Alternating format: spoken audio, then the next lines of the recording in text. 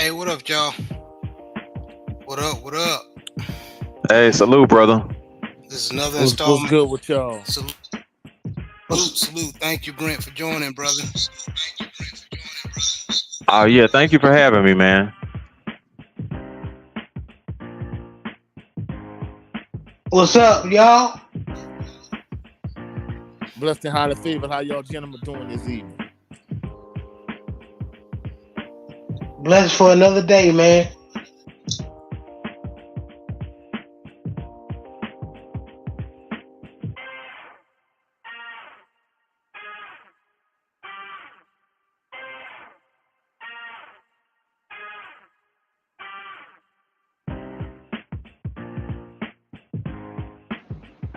I do apologize, family, man. My laptop has been very lagging, so I just moved. Oh, you How's cut out. everybody feeling?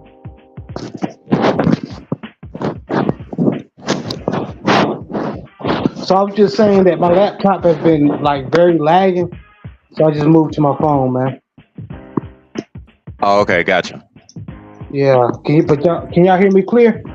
Yeah. Yeah. Good. Let me Yes, turn sir. this down. All right. So again, apologize for the technical issues, but it's not gonna stop us. But JB, Brent, Coach, how y'all feeling, man? How y'all doing today? Doing all right, man. Blessed, man. Another day. Blessed and highly favored. That's good. That's good, man. That's good. That's a blessing. But we had to hop on and talk about what's been happening in sports. Lately. First thing I want to go into is got to talk about the UFL championship. The Birmingham Stallions beat the San Antonio Brahmas 25-0. This is the first championship with the merger between the USFL and the XFL. So this is the first UFL championship in the Birmingham Stallions. Prior to the UFL, they won it all in the USFL as well. So they are. I think this the JB, correct me. Is this their third championship? I believe so. Yes. So yeah. So congratulations to the Birmingham Stallions. Now, JB and anybody who has been following the UFL, y'all can definitely comment after. Uh, but JB, in your opinion, what does the UFL have to do to make the league more competitive? Because it seems like the UFL, excuse me, the Birmingham Stallions didn't have no problem running the table. I would say go after more college and practice squad players or players who've been cut by the practice squad. Um, but mostly go after more college players, not just players who just been sitting on their couch for years. Get them too, have them in the equation, but just don't rely on them, because they might be a little rusty or whatever the case. But if you get those dudes that's fresh out of the college landscape, especially HBCU players, then you know, and I'll say add more teams too, man. You know, maybe two, maybe add two more or four more teams. You know. I agree. I definitely agree. Shout out to brother Brandon Bazell. He said, "Never mind, just got done doing flooring and headed home." Okay. Hard working brother. Okay. Well, I appreciate you for always supporting me, Brandon. Anthony Bolton, LDBC brother. Salute, Mr. Memphis in the building. Uh, always Mr. Shelton LDBC or nothing. Salute, brother. Mississippi pimping for real. Of course, my other brother, man. Big Reg, host of the Big Boy Talk. Y'all go ahead and support that brother, man. He has good content over there, man. Good conversation. Jay Barr, always there, man. Appreciate you, Jay Barr. Appreciate you.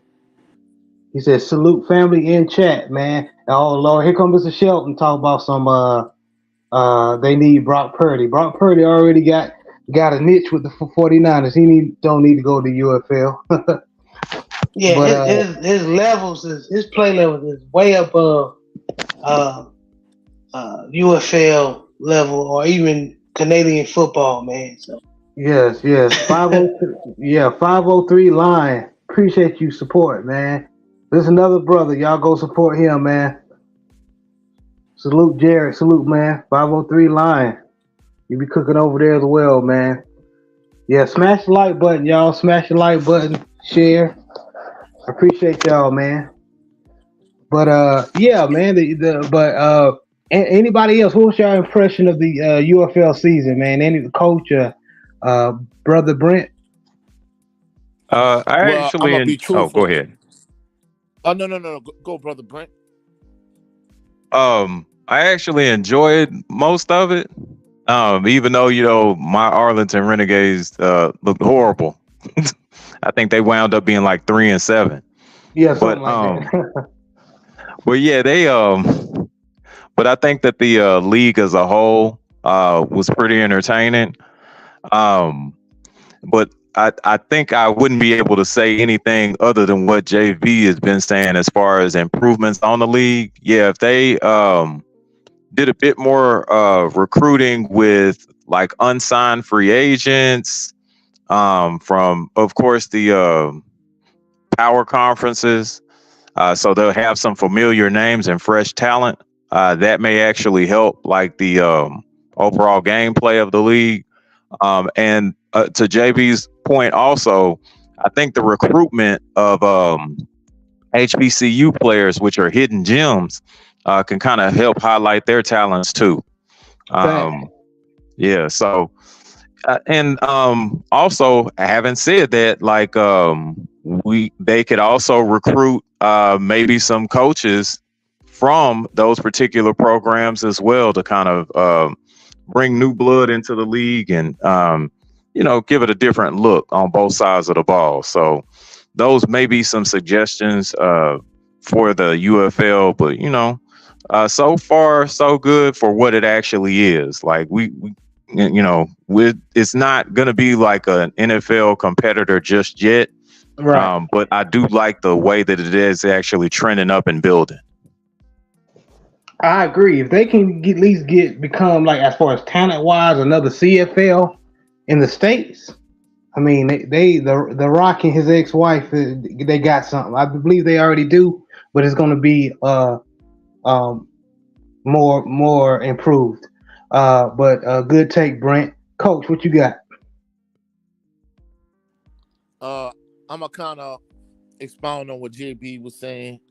Like I only really caught like a portion of one game towards the end of the season, and of course it was a non-competitive game. I think the team that won it all was the Stallions, if I'm not mistaken. But I think that's one thing they need to do to generate more interest in the league is potential expansion. I mean, I know they didn't want to water down the product like right out the gate, but I think they kind of need to get. Maybe they just was trying to build their brand and build up a following, but I think they need to expand. Maybe get a few extra teams, maybe about 4 more teams, and just to kind of piggyback off of what Brother Brent was saying. Of course, get players from PWIs and Power Fives, but I think they definitely need to since I'm a product of the SWAC, need to tap into the HBCU realm, SWAC, MEAC, just HBCUs in general. In addition to the current players that's veteran, more experienced, seasoned players. Like JB was saying, I think they need to kind of tap into the college players that's fresh out of college and have it be a mix of players in terms of experienced veteran players and players fresh out of college. So I think those are the few things they could really do to, kind of improve the product. I think expansion is the biggest thing though, because I think it needs to be more competitive.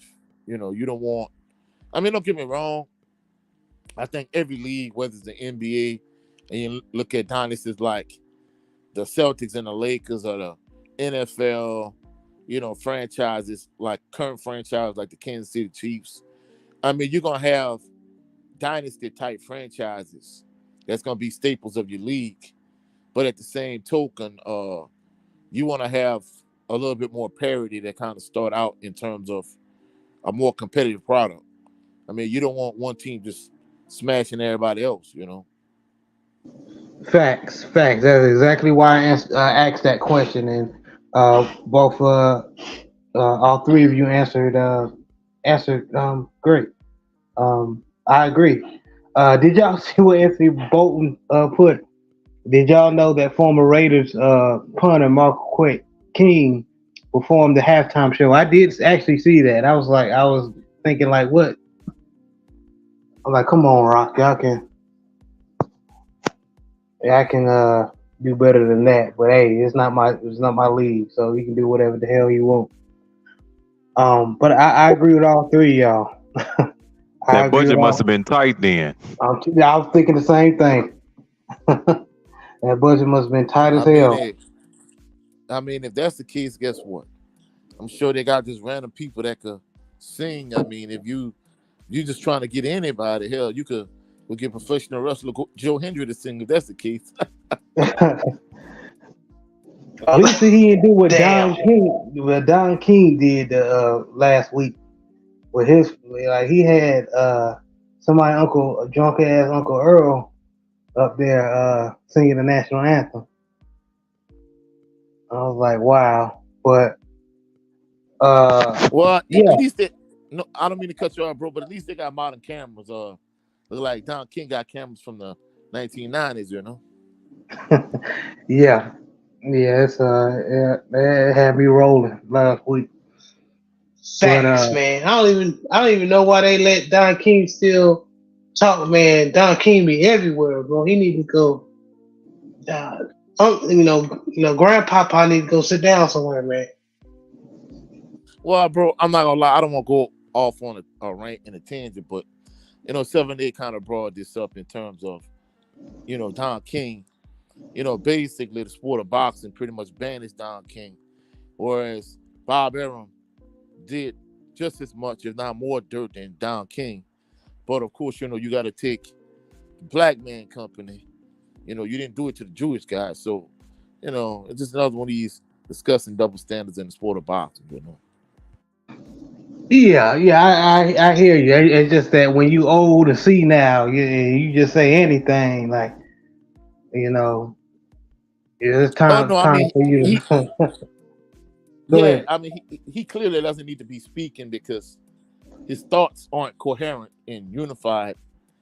But I mean, we can kind of say the same thing to a certain degree with Bob Arum, but I don't think Bob Arum is, I think he's a little bit more protected than what Don King is. That's part of the point I was making. Got you. And Mr. Shelton said, yeah, Bob Arum stole top rank from Ali. That's true. That's very He true. did. Oh, Hmm. yeah, and shout out to Mr. Shelton. Man, Mr. Shelton, if y'all like funny memes, like all of these content creators be saying it's over for Wilder and over for Devin Haney, and Devin Haney still took a beating. Mr. Shelton has, funny memes going in the opposite direction. So y'all go check out his Please content, go support that subscribe to brother, his man. channel. Yeah, go support Mr. Shelton. Yeah, he a funny brother, man. Funny brother. But moving on. Anybody else got anything else they want to say regarding this topic?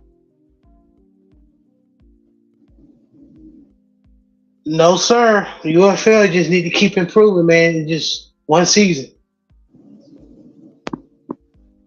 I agree. I wholeheartedly agree. All right.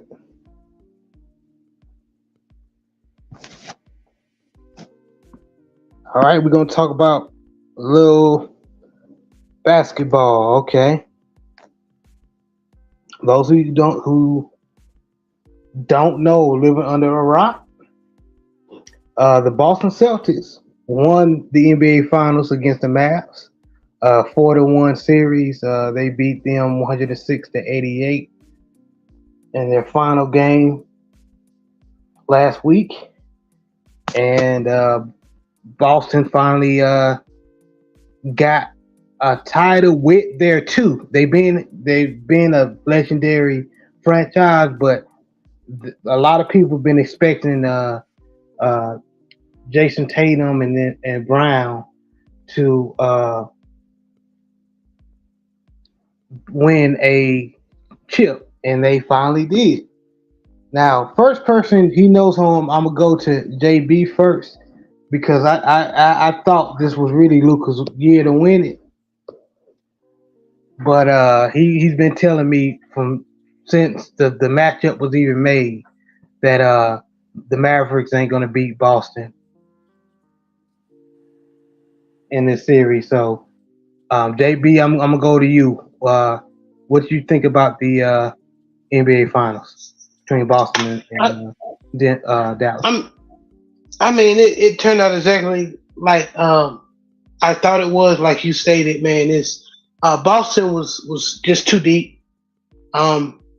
That's why Minnesota made me mad. They was trying to get into a shooting contest with Dallas, and you're not gonna win that, especially when Luka and Kyrie is on fire. So, just like nobody really can guard Luka and Kyrie, there was really nobody on the Dallas Mavericks that could guard Jalen Brown and Tatum, especially going to the hole, and especially when Jalen Brown takes the mid-range shot. He has an automatic mid-range shot. First, I think the game that they got blew out on, I think they tried to, go into a shoot contest, but in the elimination game, you kind of see them playing the game, going to the hole, drawing fouls, big boy, they're the Mavericks in the paint, like what I wanted Minnesota to do, but they was trying to take threes and stuff. So I mean, shout out to the Celtics, man. They kept within the game plan and played their game and won the championship. And shout out to Drew Holiday. He's definitely an unsung hero. And Porzingis, he did his thing. Brent, I'm going to you. What's your opinion on the finals? Fair warning, I'm gonna sound like a bitter divorcee. Do you all right? Yeah. Of course, I didn't like it. I support everything. I support everything in Dallas, but them cowgirls. So, we actually took a real difficult path to get to where we are, and to kind of see it end like that, man. It was very disappointing, to say the least. But yeah, JB was right. There just was no answers for Jalen Brown. I mean, Porzingis, I figured that he probably would do that, but he only did that the first game. And then, he was kind of on and off with injuries and everything, so it's justifiable. But it's just no answer for Jalen Brown, and then Drew Holiday really did us in too. Golly, man, he was. Yeah, he really made it difficult defensively, and then, unfortunately, Kyrie just couldn't show up for whatever reason. Couldn't get out of his own way. Field goal percentage was not so great. But what I was hearing was that, and I'm not a basketball expert, so maybe Coach could probably help me with this. Should Kyrie be bringing out the ball instead of Luka to try to make the offensive side more fluid, or What would have been a No, good not really. strategy to And hold not on, really? hold on, Coach. Let me bring you in. Coach.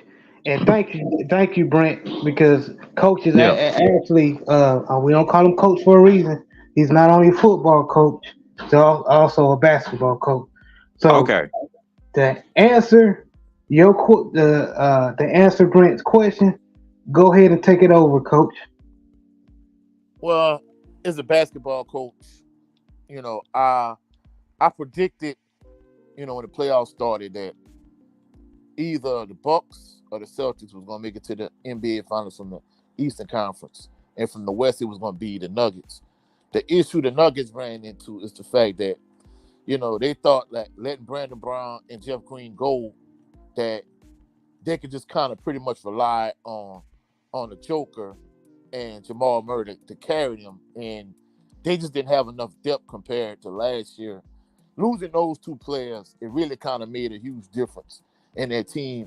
It was a terrible matchup playing the Minnesota Timberwolves, and basically, it was just kind of a perfect storm. And then when it came to the Timberwolves and the Mavericks, it just was a bad matchup. And like Katino Mobley said, a lot of these NBA players nowadays, their basketball IQ isn't as high as it was like in the 80s and 90s. And, just to kind of answer Brother Brent's question, Luka is a high usage player. So, like, he's a ball dominant player like a LeBron, like a lot of other, like, high usage players. So, I don't think Kyrie bringing the ball up was really going to solve anything. So basically what Boston did, I think the thing that kind of separated Boston from a lot of teams in the NBA, even though Boston had an easy path to the NBA Finals because, so many key players from different teams was hurt during the course of the season, whether it was Giannis for the Bucks, and then eventually Damian Lillard got hurt for my Pelicans. Zion was hurt. Eventually Tyrese Halliburton got hurt during the series with the Celtics, which kind of made it easier for the Celtics. Basically, Luka is a one-way player. He's a high-usage player on the offensive end. And basically what Boston did was the same thing Katino Mobley said. Minnesota just kind of, it was a bad matchup for Minnesota in terms of playing Dallas, because in the modern day NBA, it's more of a pace and space type game. You want spread the ball. It's kind of like the spread offense in the NFL or even in football in general. It's more of a wide open game. Having Karl Anthony Towns and having him and having two bigs at the 4 and the 5 in today's NBA, the fact that you gave up so many draft picks to the Jazz to get what supposedly is the defensive player of the year, but yet he's a liability on the defensive end when you got a player like Luka. Playing all that drop coverage against Luka is a bad idea. And then you got rim runners like Derek Lively II. PJ Washington was on fire. So basically, it was just a bad matchup for the Minnesota Timberwolves. And JB was right. Karl Anthony Towns, he has the advantage every night. Shooting all these damn threes. That's part of the reason why I don't like the modern NBA. Dude, you are 6'11", 7 feet tall. Like, for you to sit here and jack up all of these damn threes instead of getting your big ass on the block and post somebody Right. up. The thing about it is, it's one thing if he got a big and he feel like he can score the ball on a big, cool. But if you got a guard on you and you 6'11", and the guard is 6'2", 6'3", see, that's the thing I like what Porzingis did. Even though he didn't post up deep on the block, he still was posting up at the mid post at the free throw line when they got the switch. So he was taking advantage of the matchup. So when it came to the bad matchup for the Minnesota Timberwolves, having Rudy Gobert and Karl Anthony Towns in the lineup together is a terrible idea. I think they should have played Nas Reed more in that series, because even though Rudy Gobert is the defensive player of the year, he is a liability defensively. Playing all that damn drop coverage, it let Luka get off. And then when it came to elimination time, Anthony Edwards, he had to spend too much energy on both ends of the court. He really can hide defensively. The one game they did win, basically he wasn't guarding Luka or Kyrie, but when they came out to the NBA Finals, he did. Jalen Brown did what Coutinho Mobley said. He picked up Luka full court.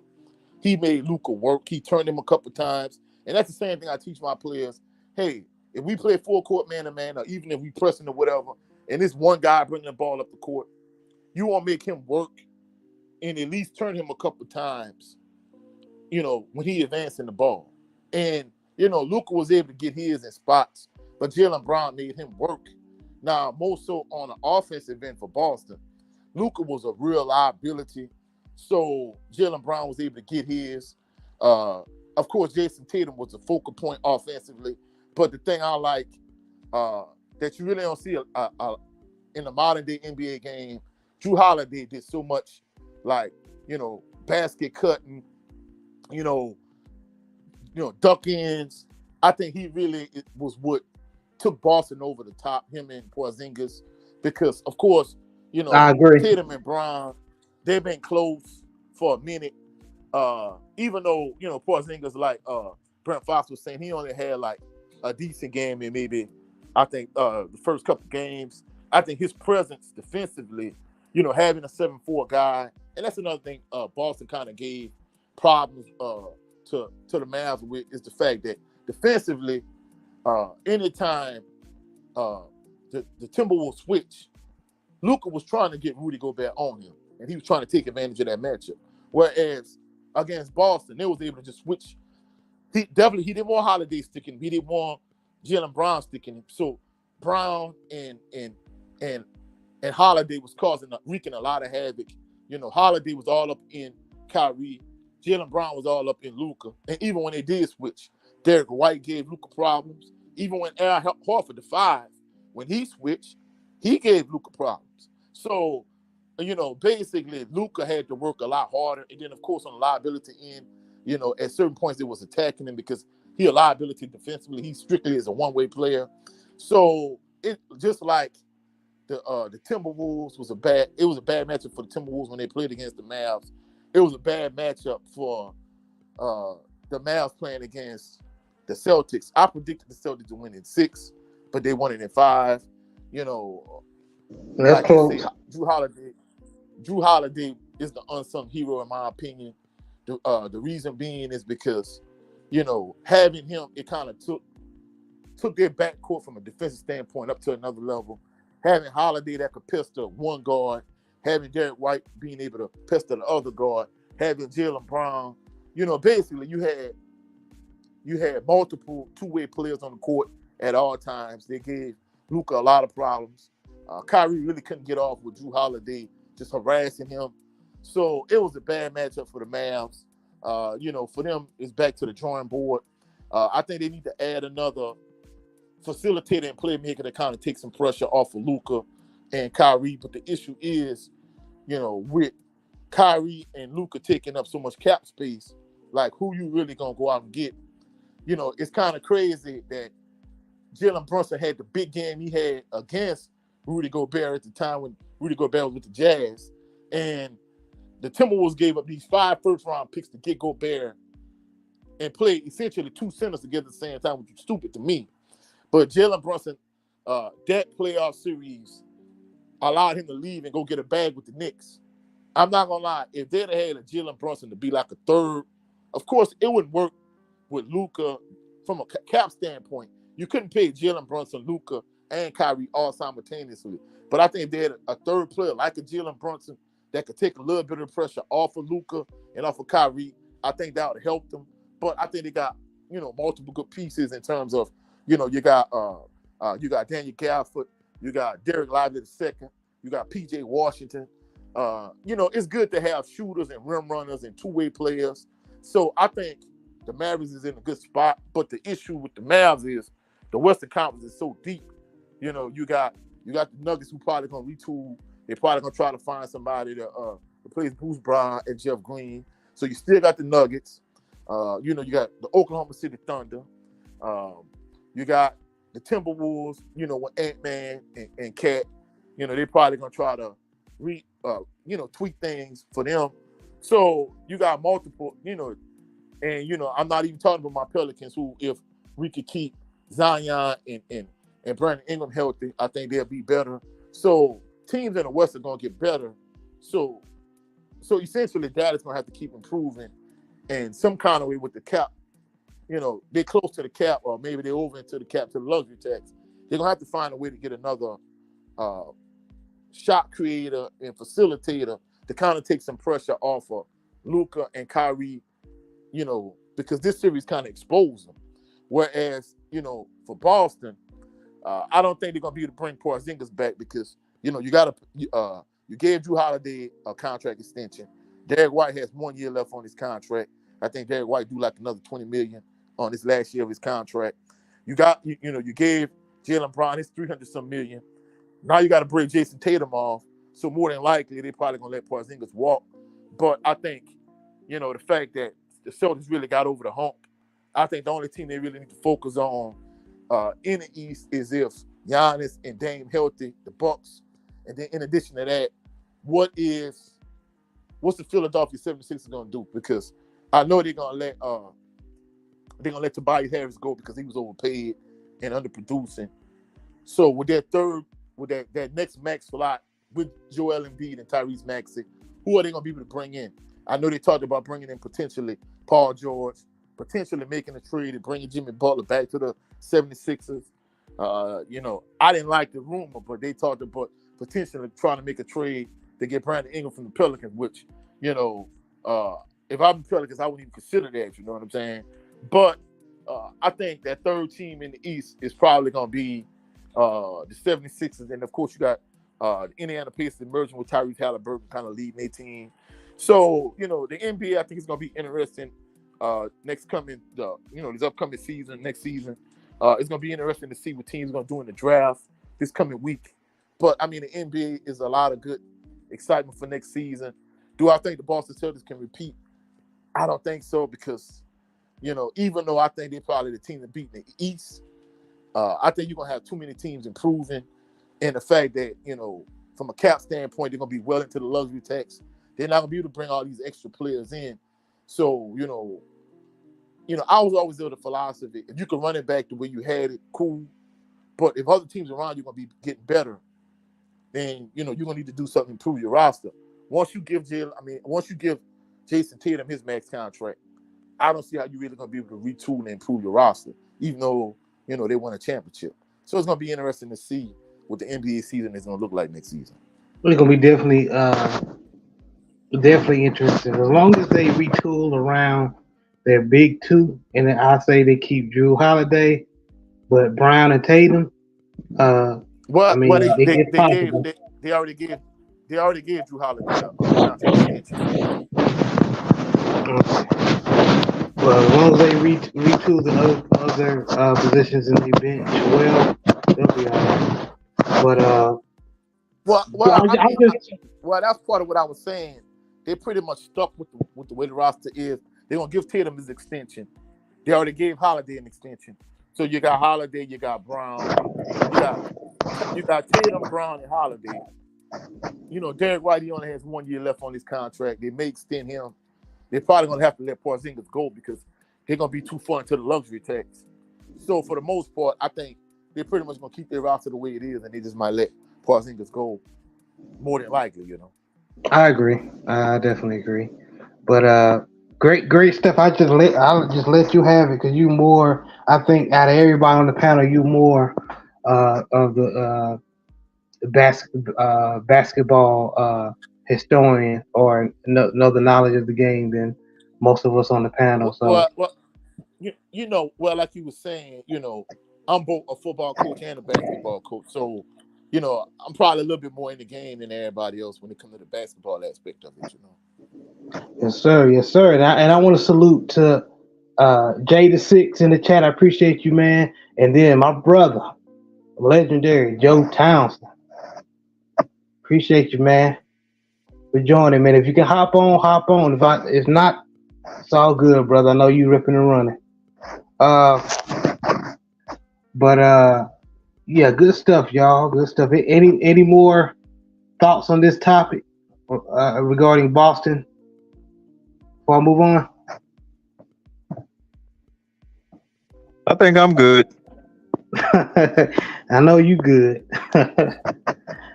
All right. Okay. Let's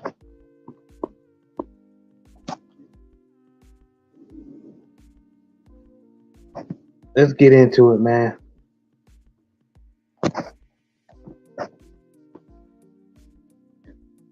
Okay, why is Ryan retiring? Oh, of course, everybody know having their idea, which y'all gonna let y'all cook on. Um, Following the well, was it before or after? It doesn't matter. So basically, Ryan says he's retiring. Um, but we know what it is, man. He was caught red-handed, cheating, having steroid, having that steroids in his system, and he tried to play it off, tried to make it a conspiracy, but he was caught. He was caught red-handed. So now he's trying to retire. He was originally suspended a full year. It might have been later down the line extended to 2 years, but as of now, I believe it was only 1 year. So just this young man's actions has been very sporadic, very confusing. Just just it's been crazy, man. I want to go to Brent Fox first. What's your thoughts on Ryan Garcia on social media coming out saying that he's retiring from boxing? I actually had a discussion about this on my show. It's Just Me, hosted by Brent Fox, usually on Thursdays on YouTube. Yeah, I go support. Yeah, I go support. But yeah, as I was kind of mentioning or alluding to in that episode, I think that Ryan Garcia is somebody that actually has to hit rock bottom in order for him to basically learn his lesson. He doesn't think that there are any real consequences right now. Him saying that he's just going to retire from boxing and only getting a 1 year suspension, and that suspension actually did start the night of the fight, so it's less than a year. I mean, he's gonna have to hit rock bottom in order for the consequences to seem real for him. And I look for him to actually get on the internet and keep doing what he's been doing, because he doesn't feel like there are any real consequences for him. But yeah, I think until that actually happens, until Golden Boy actually drops him and no one else wants to deal with him, then he's just gonna keep doing what he's been doing.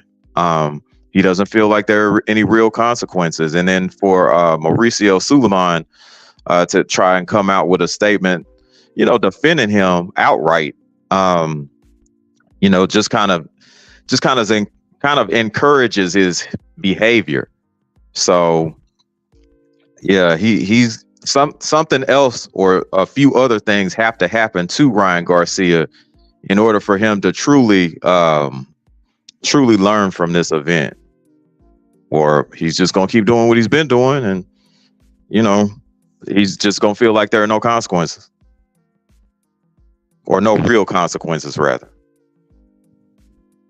Okay, I definitely agree with you. Yes, he's young, and what they say, he was one of the best boxers or draws in boxing. Notice I said keyword they said. But we of course, people who really know boxing or been following boxing knows that's not necessarily true. But yeah, he definitely. So he thinks that he can do stuff and get away with it. Or tried to get away with it, but he got caught. So good point, Brent. Uh, Going to you, Coach. What you think about Brian coming out in social media saying that he retired? Truthfully speaking, bro, just like 7-8 was saying, I think he knew, he knew the suspension was coming. He was just trying to get ahead of it to somewhat control the narrative. And truthfully speaking, uh, I mean, it's obvious at this point that Ryan Garcia has some severe mental health issues. He really needs some help. His parents and everyone around him has been enabling his bad behavior. And as I said a few weeks ago on Bayou Sports Talk, it's like, as a teacher, I've seen this often where you have I've had students in my class that at home they're not accustomed to getting redirected. They really don't understand the concept of discipline because nobody at home is disciplining them, whether they're in a single parent home with mom or just dad or whatever the case may be. They're the type of kid that get whatever they want, and they're not used to, you know, having any consequences for their actions. And he's kind of like this, you know. A few years back, I had this girl, a very cute little girl in my class, and she was just so accustomed to being coddled and pampered and being babied and getting whatever she want that she could just cry some fake tears, just bat her little eyelashes, and she could just get whatever that she want. And she didn't understand personal accountability. She didn't understand being held accountable or responsible for our actions. And Ryan Garcia is the exact same individual. He's never been taught, hey, there's consequences for your actions. And then in addition to that, even if he did understand that concept, he's so gone at this point in terms of having mental health issues because let's be real, leading up to this fight with Devin the Dream Haney, it's not the first instance where he's shown that he's had mental health issues. He's shown in the past that he has mental health issues. So he has severe mental health issues. And truthfully speaking, for him to get the help he needs, the individuals around him are going to have some type of intervention in terms of, you know, seeking treatment for him and getting him the help he needs. But at this point, just to kind of piggyback off what Brother Brent Fox was saying, Ryan Garcia, there's no accountability for his actions. More than likely, he probably will have to hit rock bottom. And, we see, like an individual like Adrian Broner, who has a lot of issues outside of the ring. We see how it can impact your career negatively and impact you out of the ring. And it's sad that these boxers, that they get in the ring, they put their lives on the line, and they make all of this money. And in some instances, some of these fighters, years down the line, they have nothing to show for all of their hard work, all the punishment they've taken inside the ring. So, watching Adrian Broner's situation is unfortunate.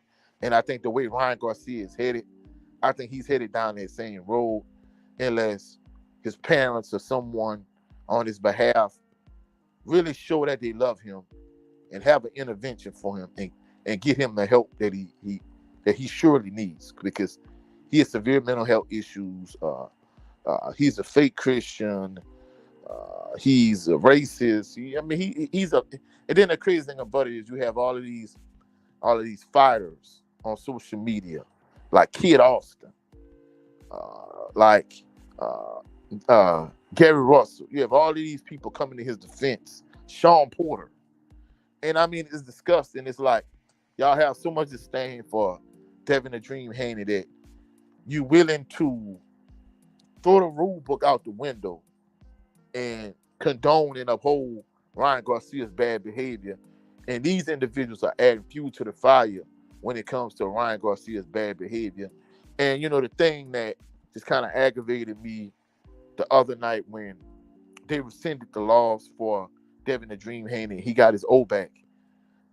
watching these individuals, these Uncle Tom, these Sambos, these Coons, like Kid Austin, just clout chasing, trying to do anything to pander to the other type of fan base. They don't understand, like, the brothers in the LDBC and the individuals that rock with the LDBC.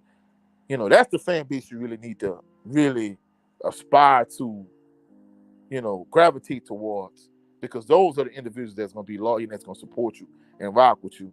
Whereas a lot of these fake Tank Davis fans, if Tank Davis loses or gets knocked out tomorrow, they're going to just jump off the bandwagon, and they're going to say that Tank was a hype job from the beginning. So if anything, if these fighters were smart, this is who you want, really want rock with the LDBC. And I'm just calling the spade, and I'm just keeping it true. I'm telling you something good. So at the end of the day, these fighters that's coming to Ryan Garcia's defense is disgusting. If the shoe was on the other foot, when it happens to them, like Jay Good told Kid Austin, like, when somebody does what Ryan Garcia did to you, let's see if you really gonna have that same energy, because, hey, best believe it's gonna come back to you. And I'm gonna conclude, my little tirade and rant with this.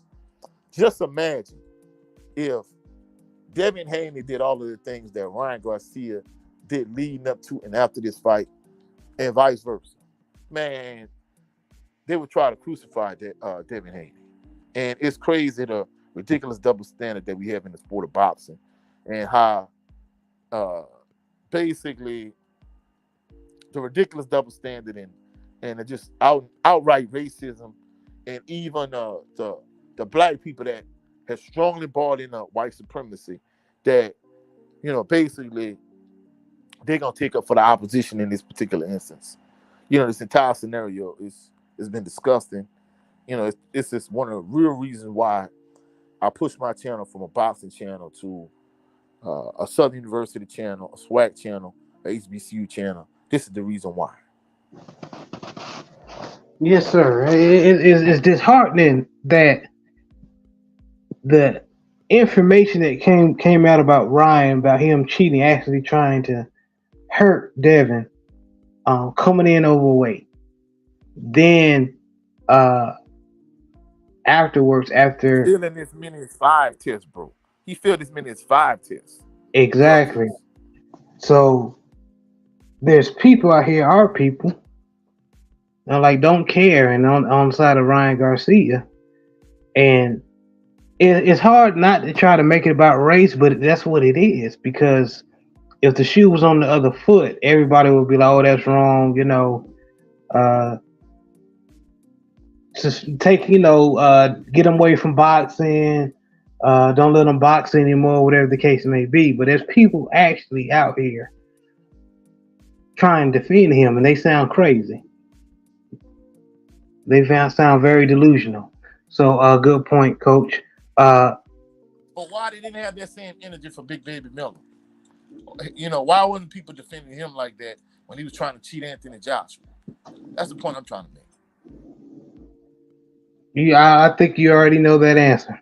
but I understand the reason of your question. But you know why. You definitely know why. But going to you, JB, what's your opinion on Ryan Garcia retiring, or he claims he's retiring? Because he's a cheating piece of crap, and it didn't go his way. He thought he was gonna do some dirty stuff, and run through the back door, cause confusion, and then have his little fans with him, and he thought everything was gonna be okay. That's why he's retiring. I just want to say something. A lot of people gonna be mad. A lot of people gonna make whatever, but it needs to be said. And we are a sports show. We are a pro black show. We're a pro everybody show, but we mostly a pro black. We're not ashamed to support our black brothers and sisters. But I'm gonna have to say something, man. And um, we as primarily black people have learned in the past couple of years to lay down and not defend ourselves. Take the L. You lost.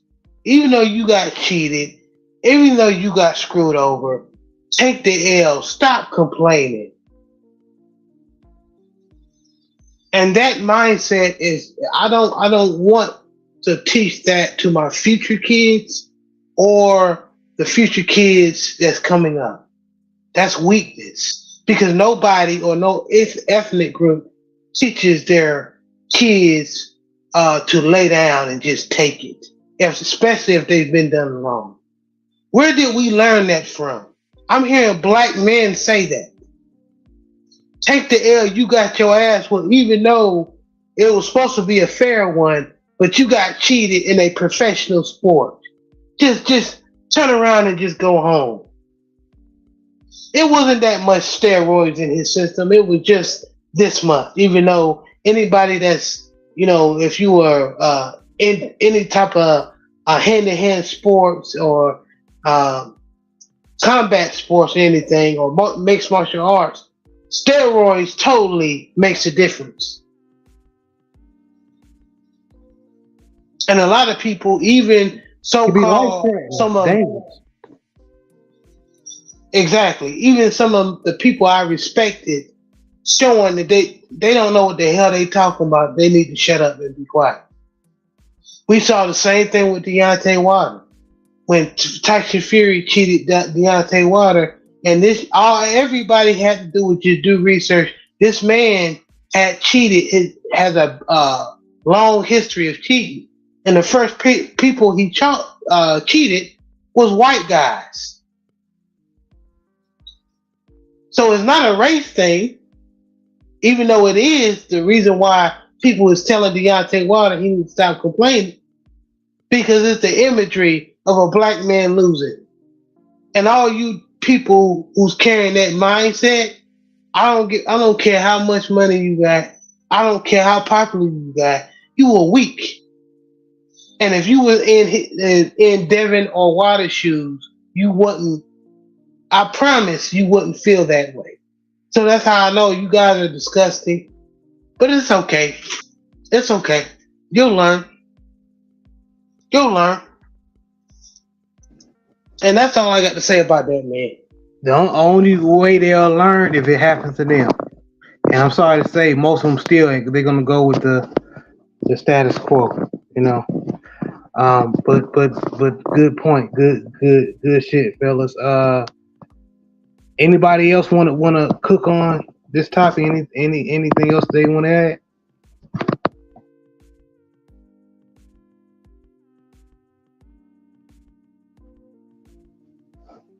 All right. I'll take that as a no. All right. All right. Last topic, fellas. What do you think about Roy Jones Jr. coaching Errol? Is it a good fit? What's your opinion? I'm going to go with Coach first. Truthfully speaking, bro, I'm not gonna even lie. My first preference would have been for him and Derrick James to work everything out and him to go back with Derrick James. But truthfully speaking, this whole saga and this whole fiasco with Ryan Garcia, it kind of has me to a certain degree looking at Derrick James a little bit sideways, because I'm almost certain he had some knowledge of something, or even if he didn't have any knowledge of it, like behind the scenes, what's your thought? Like, basically, are you saying, hey, as long as you cut my check, I really could care less? Or, if, or is your mindset, hey, look, man, that's not cool. Like, hey, I'm not really, in favor of working with cheaters or whatever the case may be. And, at the end of the day, like, JB was saying some good stuff. And me personally, if you told me today, Coach, guess what?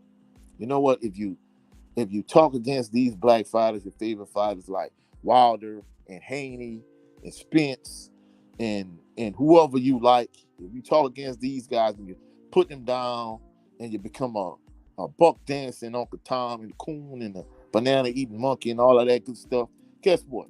We'll make sure you have, like, I don't know, 1 million subscribers and you'll make money hand over fist. Bro, at the end of the day, you don't have enough money for me to be that guy. So that's why I'm kind of looking at, a lot of these content creators that's talking ill of Wilder and Haney. I'm looking at them sideways. And to kind of answer your point, I'm not gonna lie, I don't know if y'all, watch me on Bayou Sports Talk several episodes ago. When I talked about, the connection I feel I have with Wilder, I kind of have the opposite feeling of Roy Jones Jr. because even though he's not like Sean Porter level ridiculous with it once he was on HBO, as a fighter, he was immensely talented, and I really was rocking with him. But once he became a broadcaster on HBO, I kind of looking at him side eye because he was one of these individuals that was pushing this Roman Gonzalez Chocolatito narrative in terms of, at the time, he was the best fighter pound for pound. So I kind of looked at Roy Jones Jr. with a side eye at that time also. And one thing I saw from one little thing I saw from him as a trainer that kind of had me wondering. I'm not saying he's not a good trainer, but in a ring, he was so immensely talented. I don't know about y'all, but I played with players that were so good when it was time for them to teach other people something. It was like they didn't have the basics and fundamentals, and they didn't understand, like, hey, if I was this good, why couldn't you be that good also? Just to kind of give you an example, when Michael Jordan was part owner and the general manager of the Wizards, and he came out of retirement, and basically, they told stories about him behind the scenes talking about, trying to push the guys, this, that, and the third. I think one of the issues with Jordan is Jordan was so naturally gifted and talented as a player that he didn't understand that a lot of these players, I mean, don't get me wrong, I know a lot of players might not have had the work ethic he had, but the point I'm trying to make is I don't think he understood at the time that a lot of these players don't have his natural gifts and talents as a basketball player. And he thinking, hey, they lazy or they might be a scrub or whatever the case may be. And that's the point. They at your apex and in your prime, I'm not talking about the 90s Jordan that had all these three-peats. I'm talking about the mid to late 80s Jordan that was a freak of nature in terms of his vertical, his athletic ability. It was off the charts and through the roof.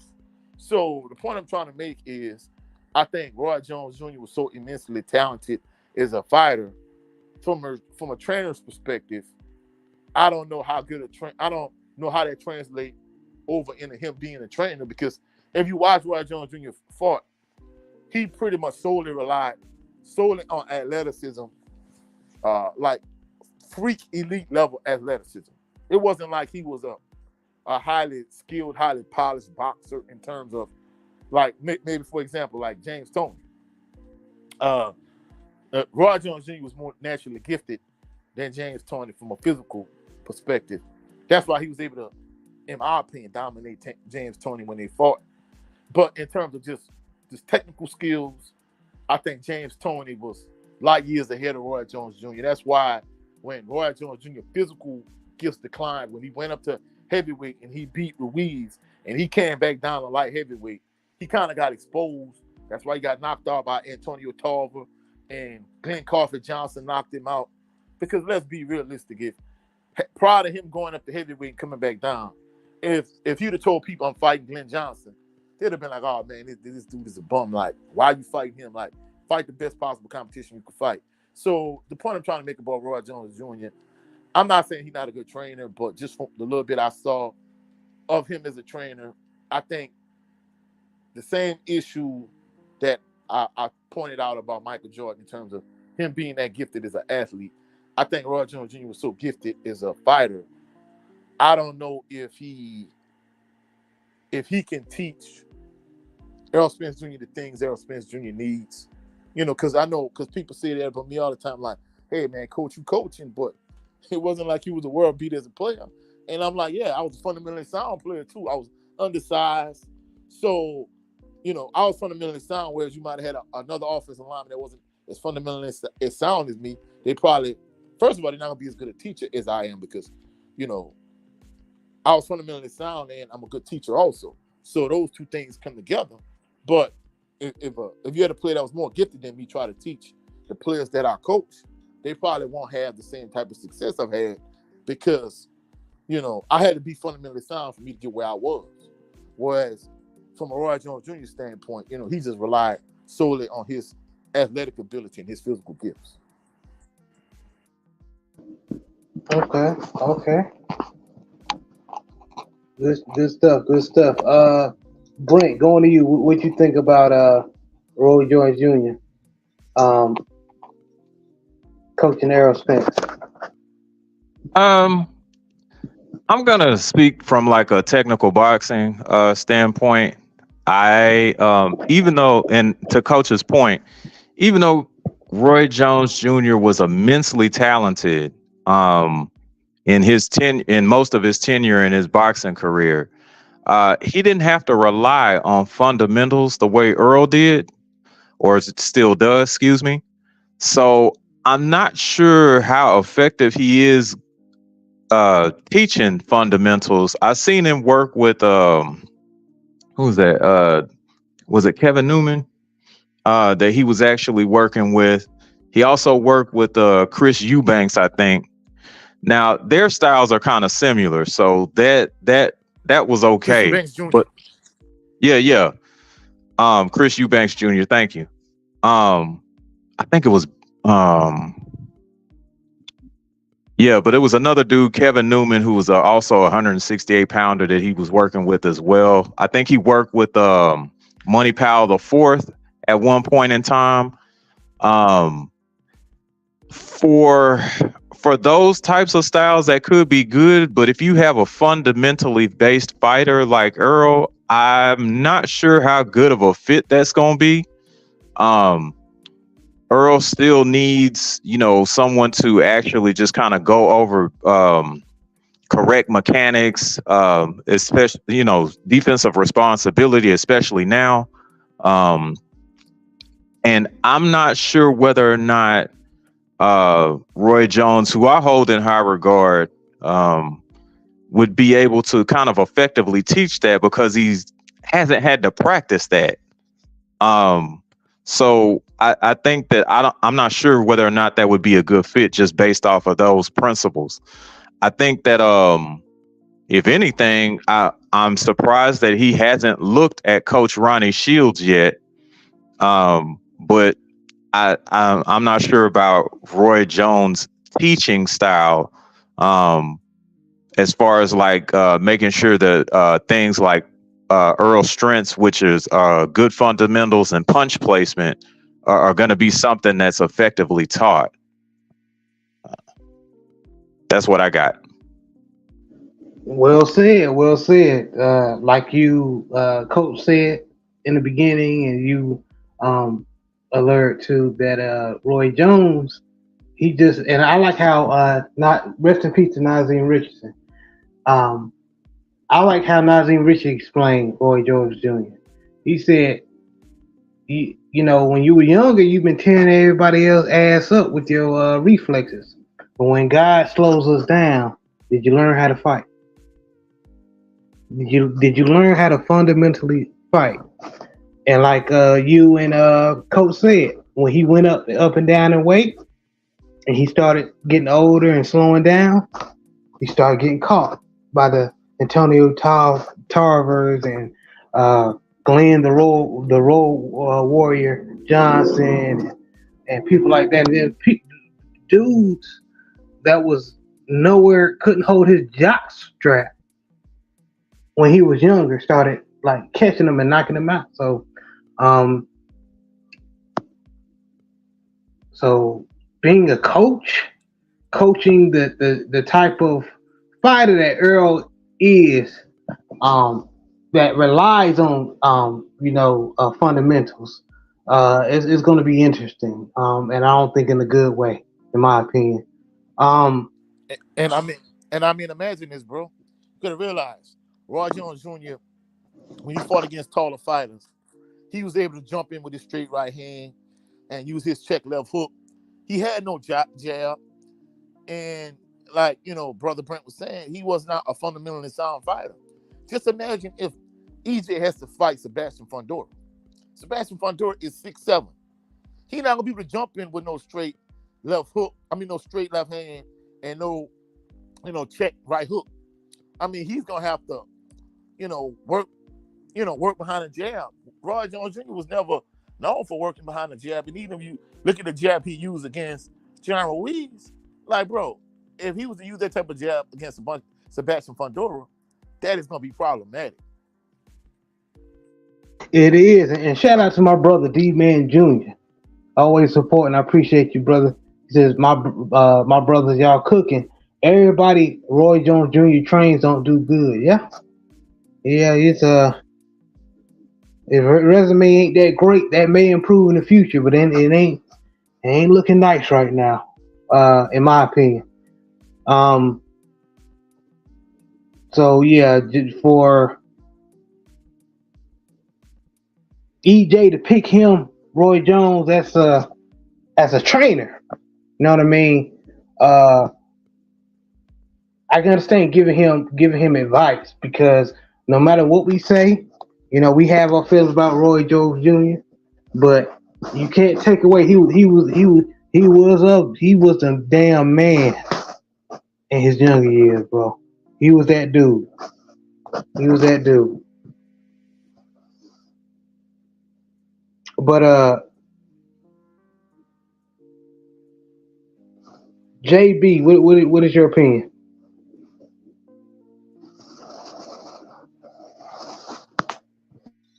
Man, to be honest with you, man, I just gotta repeat and echo some of the things my brothers were saying, man. I don't know what Roy can teach him because he wasn't a technical fighter.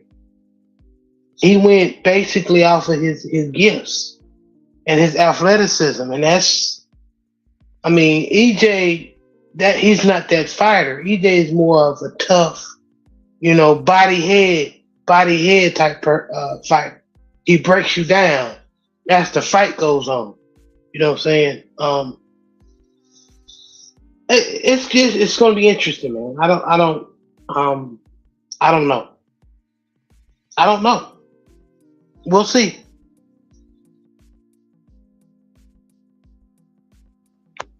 And Joe Townsend actually had he has a good comparison. He says Roy coaching EJ is like an and one player trying to train an NBA player. That's basically what it is. As far as skills, yeah. Yeah. That's a good example. So it's definitely gonna be interesting. But that goes back. Coach said you said something that just resonated with me. Why? Well, I am kind of side eyeing Derek James.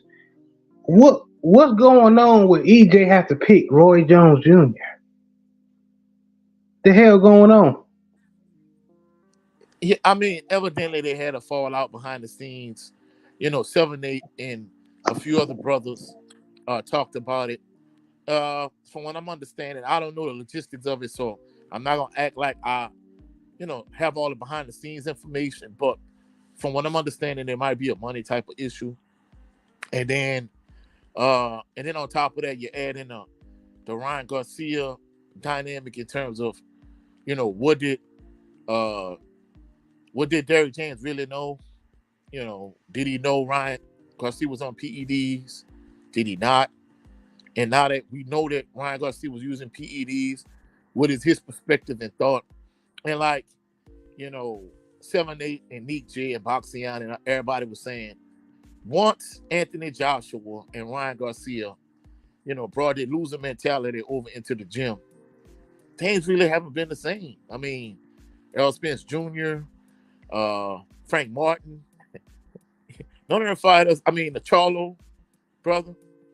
I mean, none of. I mean, all of them have tasted. All of them have had their first loss since you took on Anthony Joshua and Ryan Garcia.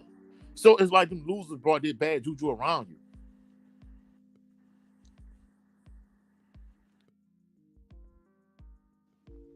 you. Dang. Damn, I ain't even think of it like that. That's a good take. Anybody else want to add something? Brent, JB, or Brent first?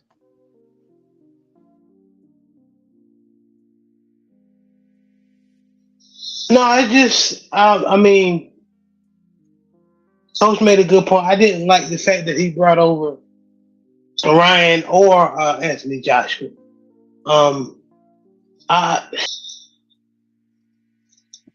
it's just going to be interesting. I'm interested to see what happens with Derek and the future lies for Derek as far as EJ. Man, I think they were a great team, and it's just sad that there's just one fight, with him losing to Terrence Crawford, ended like that. You know what I'm saying? So, and then it ended. They didn't get the win, but it just ended their relationship. That's just, and like you said, it sounds like it was over money, man. And it sounds like that Derek is just making money moves right now. It is what it is. And one other thing I need to add too, like I don't want one second, what Coach. happened? Hold on, Coach. Hold that thought. I was gonna get Brent. The Brent had fell off and he back on. What was your thought, Brent? Was it still in regards to Roy Jones coaching Earl? Oh, correct. And also, what's your opinion? What's going on? What's going on will make Errol pick Roy Jones Jr.? To me, that's kind of a complicated answer. They haven't had the best history. You remember, Roy Jones was actually very critical of Errol Spence. And I think this was like either right before or right at the Sean Porter fight that Earl was actually having. I'm not sure. Well, obviously, I guess that they probably made up since, but yeah, Roy has had a history of being very critical of Earl, so it's kind of surprising that he would actually consider him as a head coach or an advisor or a leader. Now, as far as the situation with Derek James and his camp,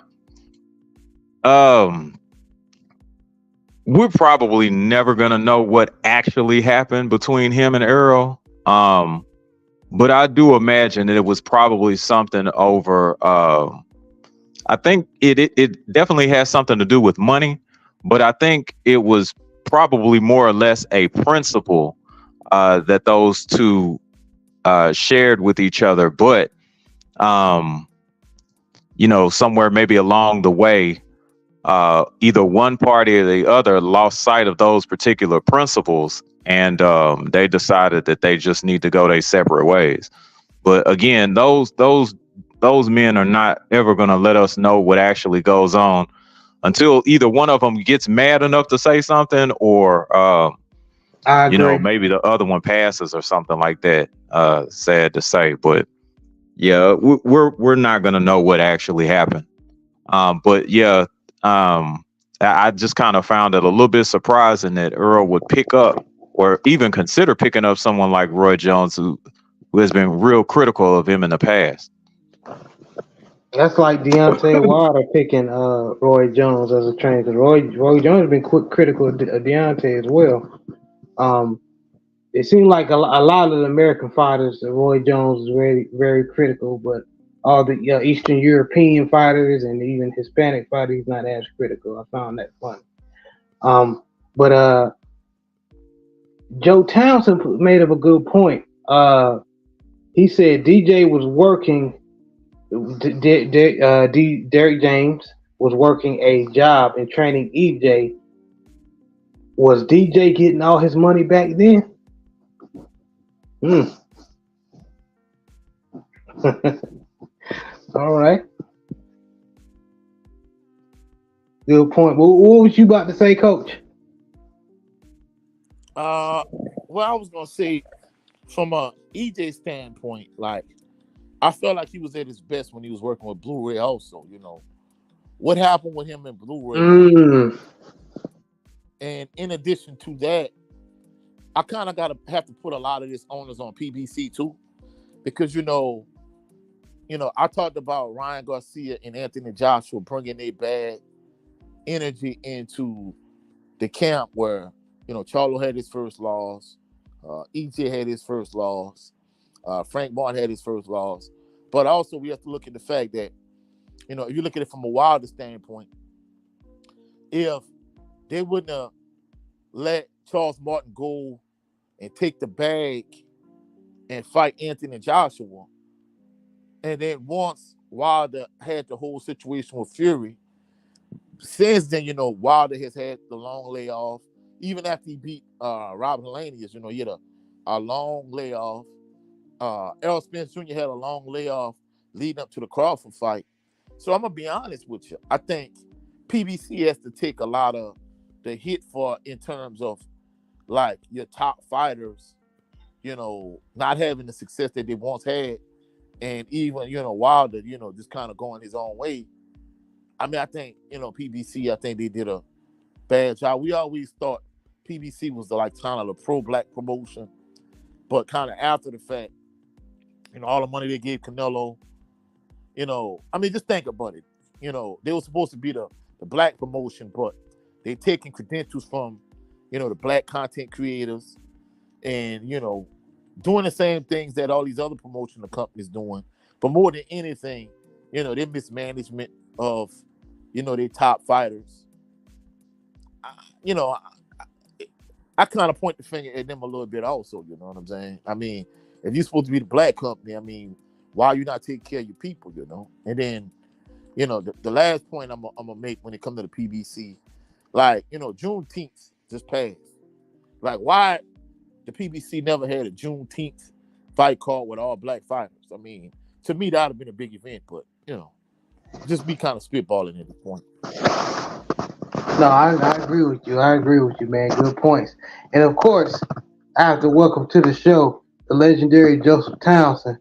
And I've been wanting to know your opinion on this topic, man. What's going on, Joe Town? What Salute to up, the Big Joe? family. What's up, fam? How's everybody doing? How's everybody doing this Sunday? Happy belated Juneteenth. You know what I mean? What's going on with y'all, man?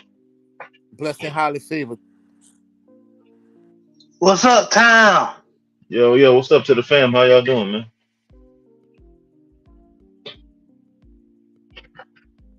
Ain't nothing, man. We just in here just chopping up on these topics, man.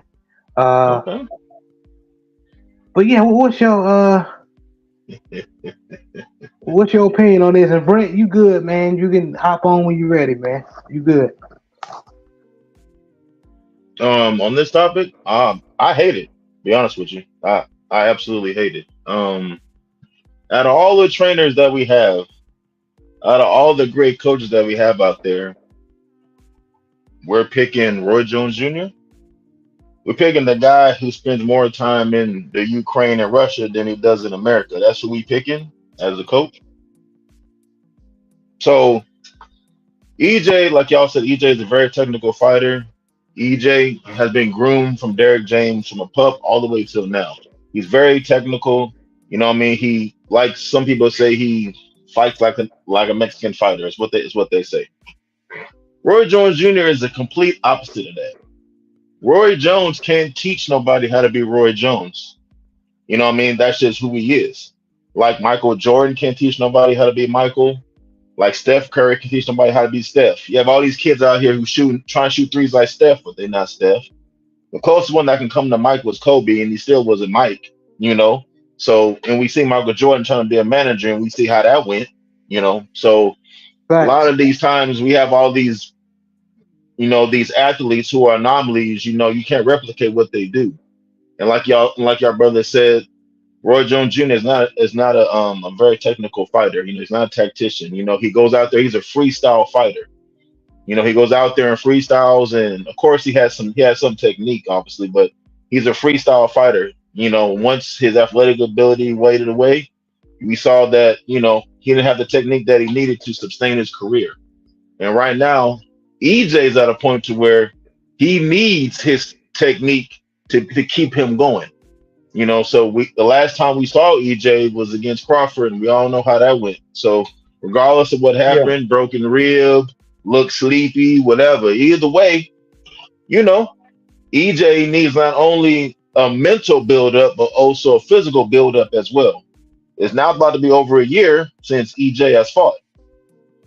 So, and now you're picking a trainer in Roy Jones Jr. I will personally rather see him with Ronnie Shields. I would personally like the rumor was with Bozy Ennis. That would have been perfect because he would have got a whole bunch of great work. You know what I mean? With his son, with Boots, he would have got tremendous sparring work. That would have helped him out. And then I would even like to see him with Eddie Reynoso. I'd rather him be with Eddie than to be with Roy Jones Jr. because at least Eddie has some champion fighters over there. Most of them pop dirty, but he got some belts over there on that side. And they say EJ fights like a Mexican, Canelo. Hell, I even say with the Garcia family, Mike Garcia's pops. I mean, like there's plenty of people out there that can give EJ what he needs, but I don't think Roy Jones Jr. is one of them. But I rock with EJ regardless. I don't know who can this move. It's sad that he fell out with DJ. But there's been a long history of fighters and trainers that have broken up and got back together later on. So hopefully they can rectify their situation. Well, if it's through money or whatnot, but it's sad to see it happen. But I don't think to push forward EJ's career and get him to where he wants to be, where he needs to be, I don't think this is a trainer for him. It looks good to have Roy Jones in your corner, a legend, a great.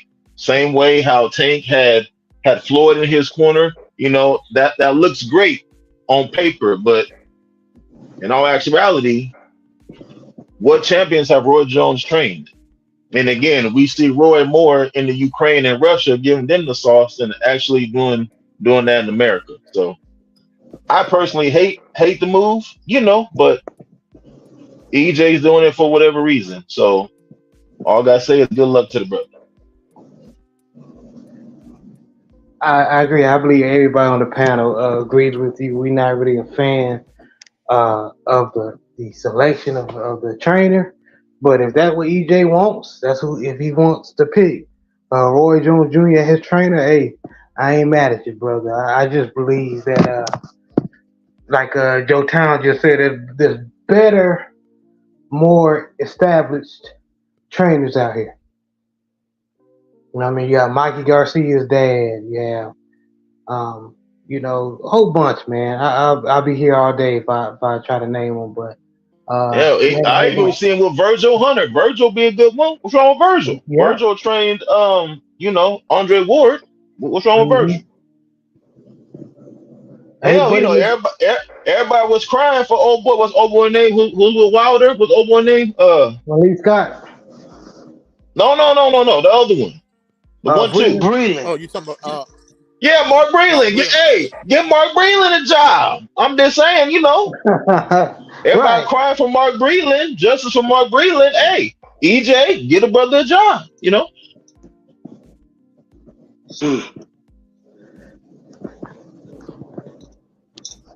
Just have some cocaine ready for you when you hire Mark Breland. That's like most of them coaches. But anyway, you didn't hear that from me though. That's NBA, NFL, whatever, college. Anyways, y'all keep going. Y'all got it.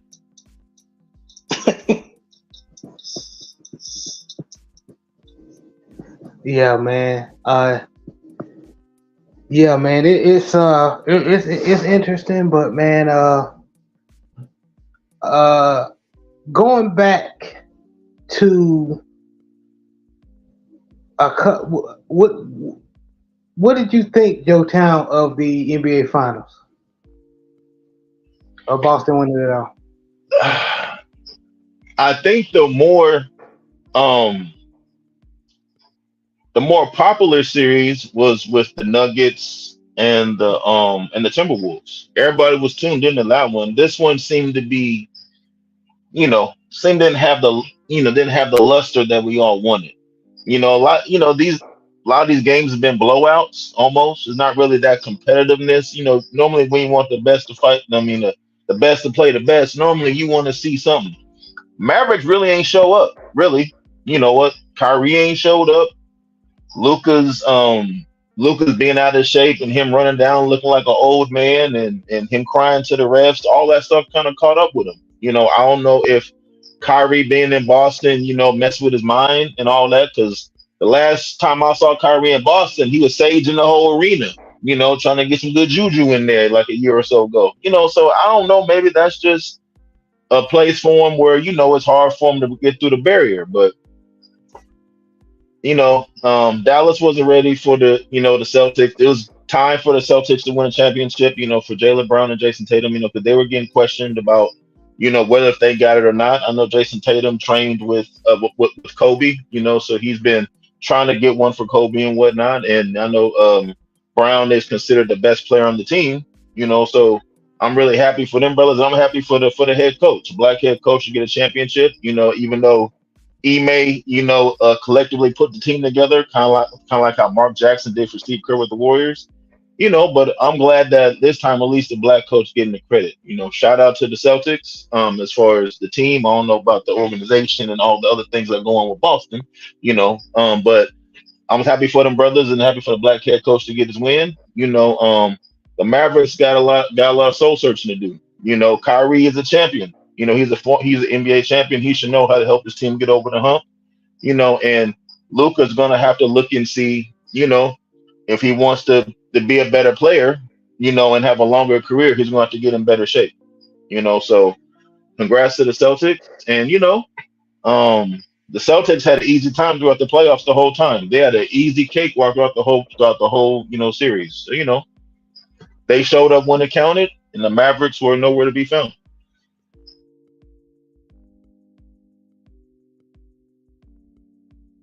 Yes, sir. Yes, sir. Good. And also, did you catch the just going over some of the topics we already discussed and when you wasn't on the panel? Did you catch the um, UFL championship between the Birmingham Stallions and the San Antonio Brahmas? No, I didn't, brother. I missed the game, brother.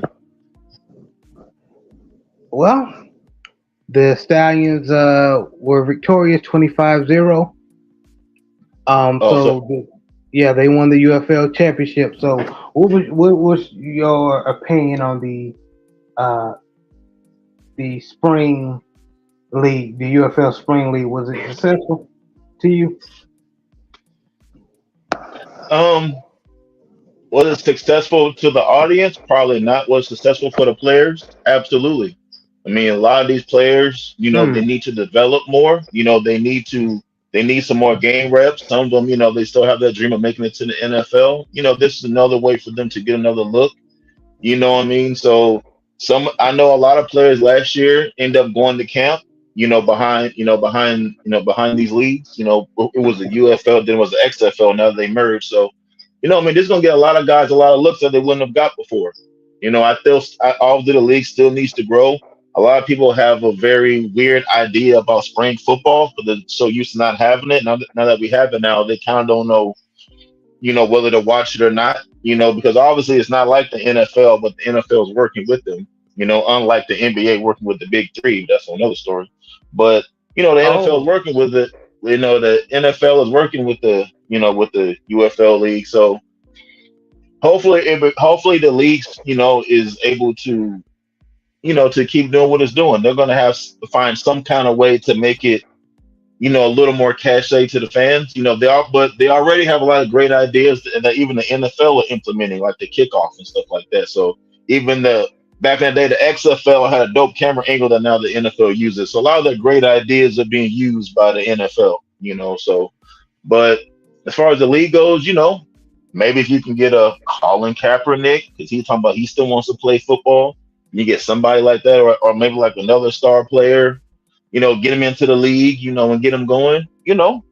It's I think it's definitely there. It has the potential to be there, but I can see it how it's going to be hard for them to keep making money, to keep being in the green when it comes to profit wise.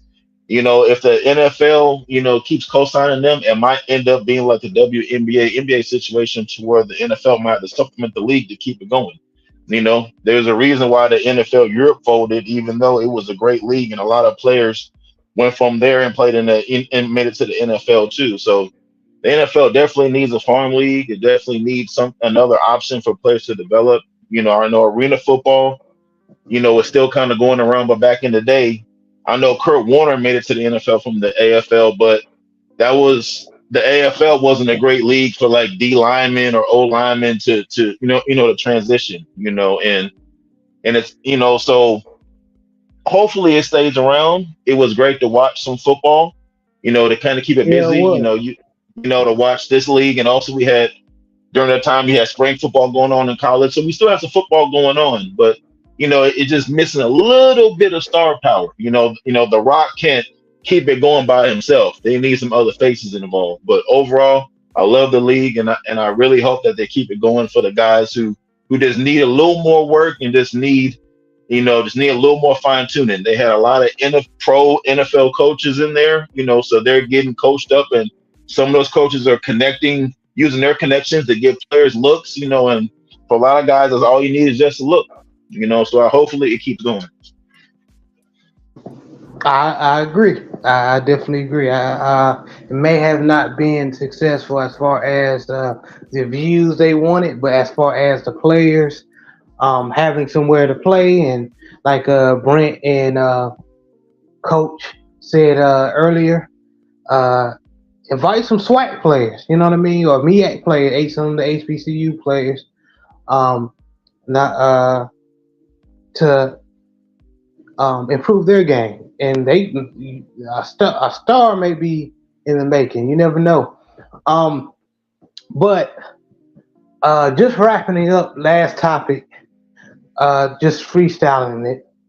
Uh, what was your guys' opinion on and rest in peace to Willie Mays, man. He passed a couple of days ago, man. Rest in peace. They was going to honor him, but he died before he could make the event they were going to honor him at. So rest in peace to Willie Mays, man. We broke a lot of barriers, man, and legend, and as far as baseball. But did y'all catch that interview with Reggie Jackson? Had Big Poppy on there and A-Rod on the panel. I think another brother, I'm blanking on his name. But Reggie Jackson kept it 100 regarding racism he experienced during the 1960s playing baseball. He went as far as as far as saying that when he went to certain restaurants, he was told, "Your black ass can't come in here." You know what I mean? He was just kept it 100, man. His experience as a black man, trying to be playing pro ball, and then society, especially during those times, which we still are dealing with now, made it hard on the brother, man. But did anyone catch that with Reggie Jackson just being real as far as racism? Man, I'm sorry I missed it. I might have to send y'all that video. No, I caught it. What was your opinion, Big Joe?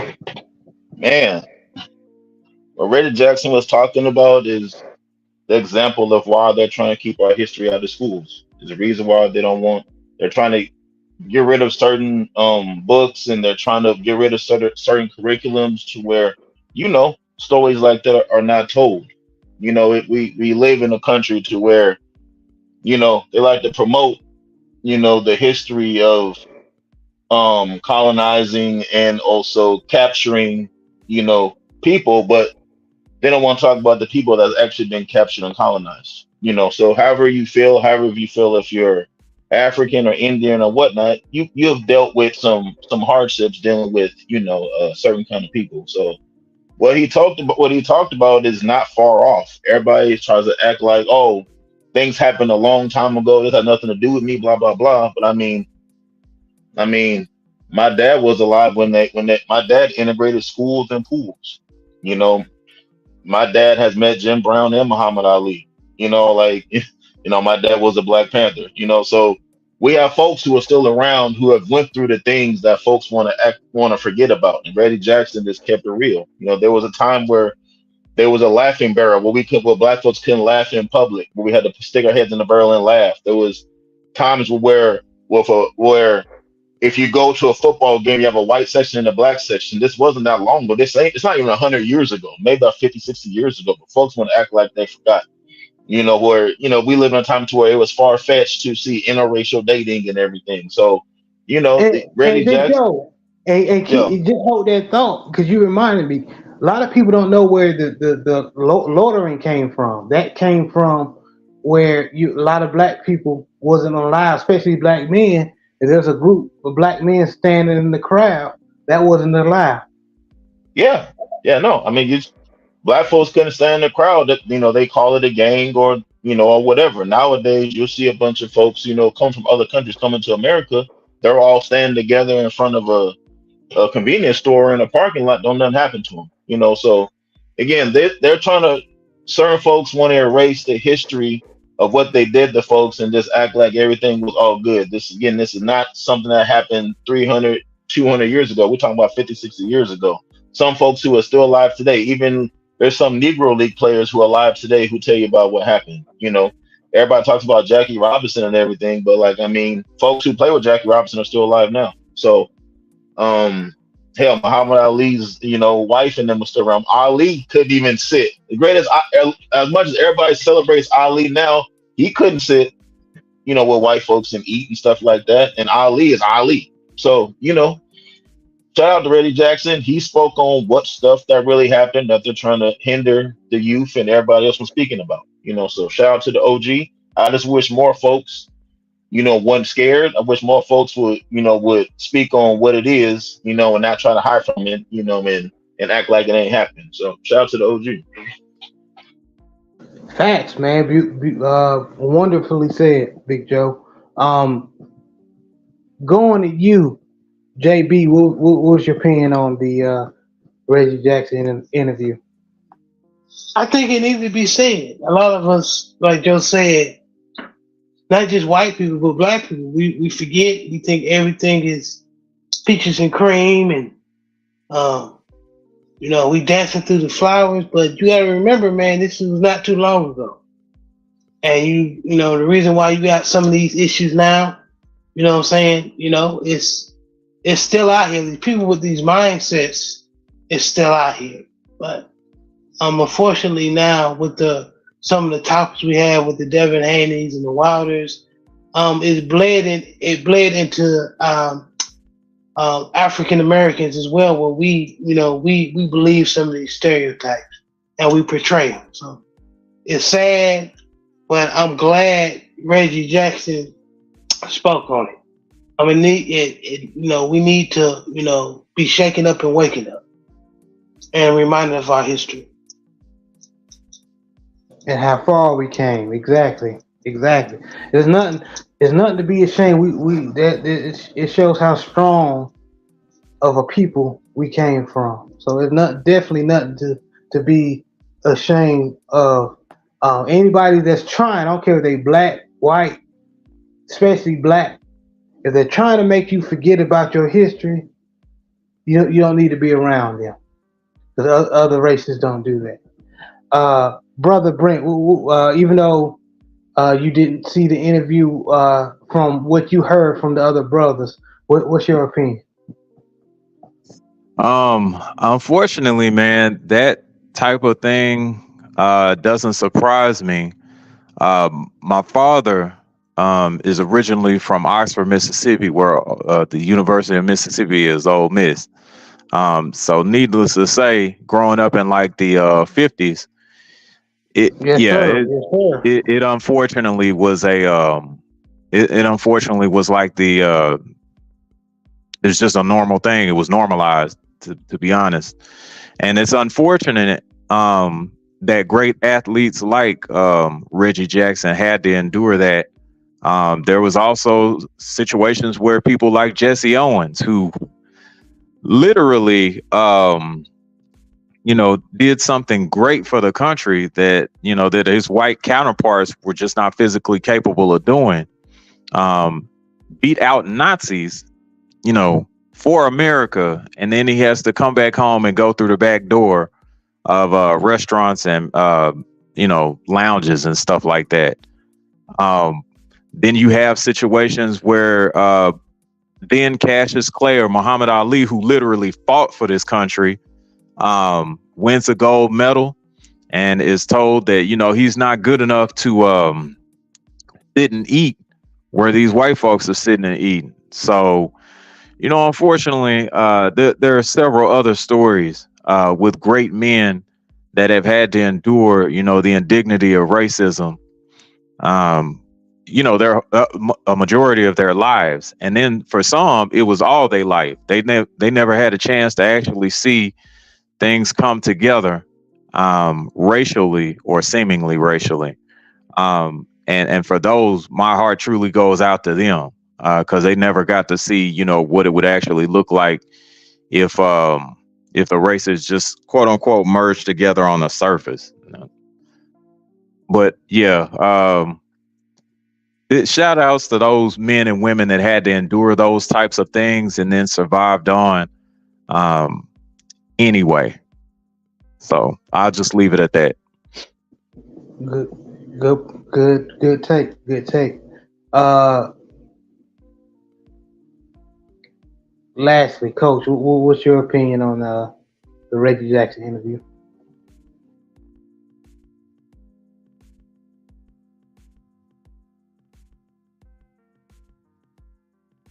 Coach, can you hear me?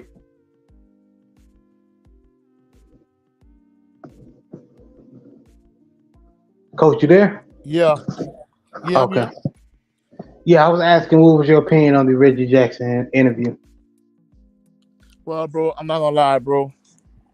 Willie Mays a legend, and he was just spitting facts about some of the issues these legends had to go through in this country.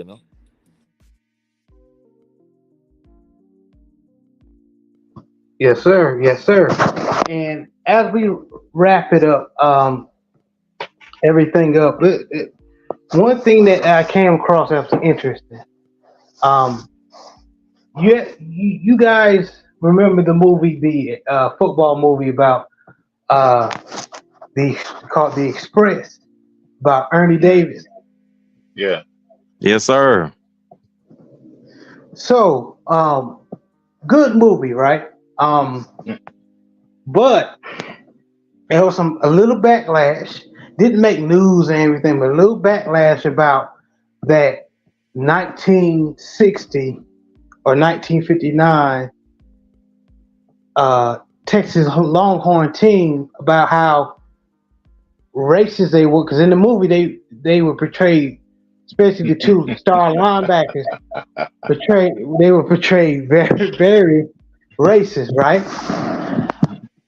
So there were some complaints. An article I came across saying that it was basically it wasn't true. It wasn't true. Which I find very funny, because a lot of us know that with stuff like that,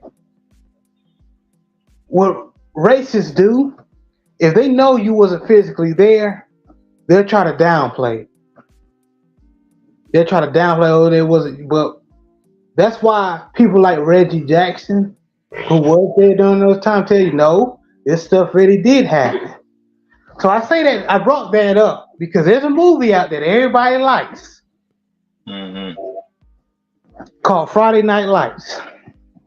Mm-hmm. And it portrays the Dallas Carter Cowboys as ghetto, disrespectful, Mm-hmm. you know what I mean, to the Permian Panthers. Mm-hmm. And it wasn't true. It wasn't true. They just, there's videos on YouTube of that game. And it wasn't the championship, by the way. It was a playoff game. Mm-hmm. In the movie, it was a championship game. In real life, it was a playoff game. Mm-hmm. Man, you see on YouTube, on the internet, you can see a lot of the Dallas Carter players helping the Permian Panthers up. You know, high school, you know, the players up or whatever. But in the movie, they portrayed as like merciless, Right. ghetto ruffians that were athletic and could play football, but that wasn't true. So my thing is, when the shoe is on the other foot, you don't like the mirror being put in front of you. But when it's about us, when you tell lies about us, you expect us just to lay down, accept what you think of us. So to this day, now what? Now let me say this: them boys that I forgot the year, but that Dallas Carter team squad that won the championship, they got their state championship stolen from. I'm saying it was stolen from them because a couple of knucklehead players did something outside of football that had nothing to do with what they done on the football field. Because a couple of suburban boys wanted to be gangsters, wanted to act like they were gangsters by stealing stuff and robbing, even though they ain't kill nobody, but still was wrong. Wrong is wrong. But They came from good families too. yeah, they came from good families. But because that time, what they saw on TV or what they listened to, they wanted to be like that and they want some money in their pocket. So they did something stupid.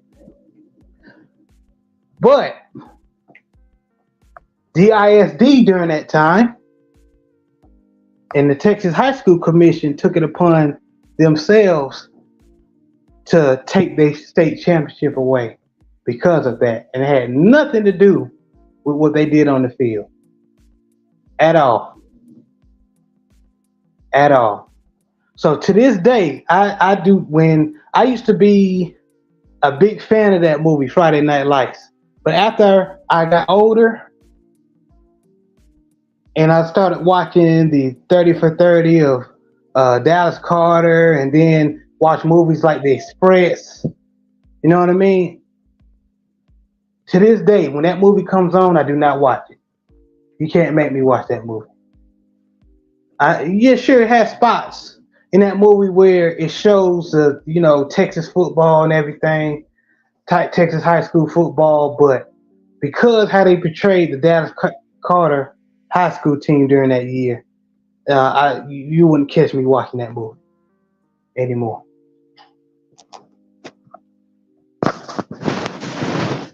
So, excuse me if I'm long-winded, but I say all that to say this, man.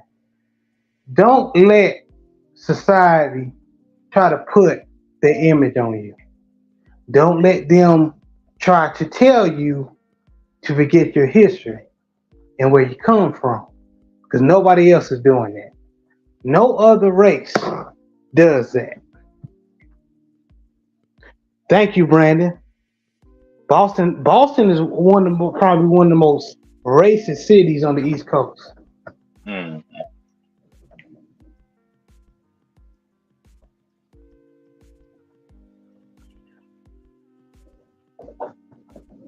So Hey, y'all. please, Also please, in that movie, go ahead.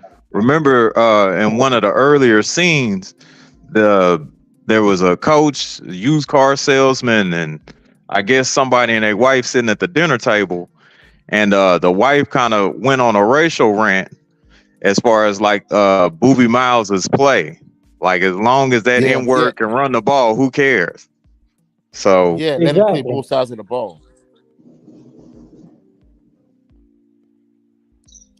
Actually, Booby Miles had an interview on YouTube. The actual Booby Miles talks about how actually racist it was when he played, and also you ain't got to go with the with Booby Miles. The author, the one that had a controversy of the Friday Night Lights book, White guy, yeah. explained how racial it was and how serious Texas football is. So, man, what you're saying is absolutely right.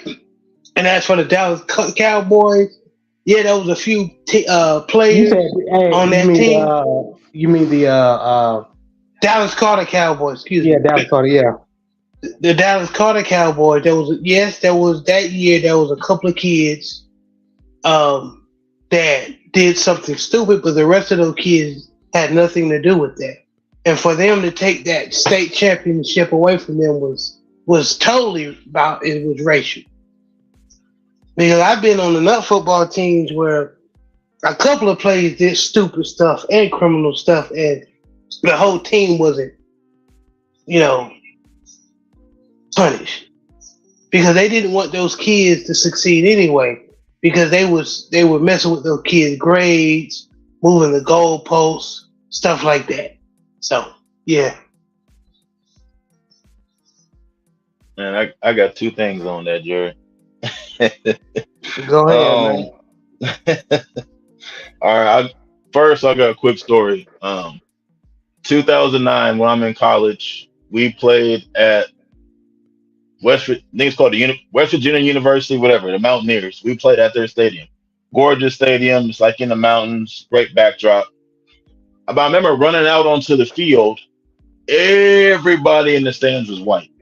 Everybody. Now we're in West Virginia now.